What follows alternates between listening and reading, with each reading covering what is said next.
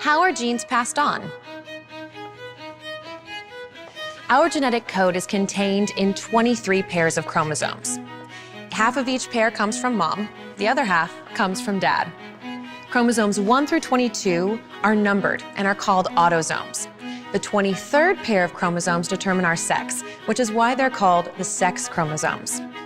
Our genes reside on these chromosomes and therefore come in pairs too. Some conditions are caused by a change to only one gene in a pair. This is called dominant inheritance.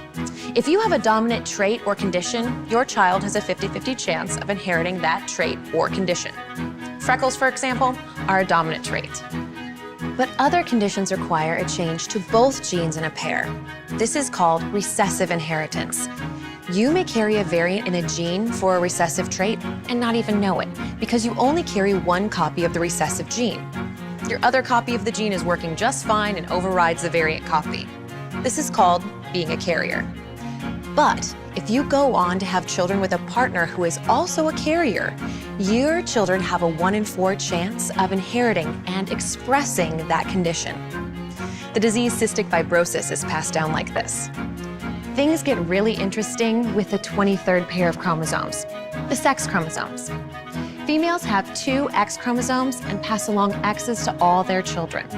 But males, on the other hand, have 1 X and 1 Y chromosome and pass along either an X or a Y. So, if a woman has a variant in a gene on one of her X chromosomes and passes that along to her son, he will certainly have that trait or condition because he doesn't have another working copy of the gene to override it. This phenomenon of traits or conditions showing up mostly in males is called X-linked inheritance. Red-green color blindness is inherited this way.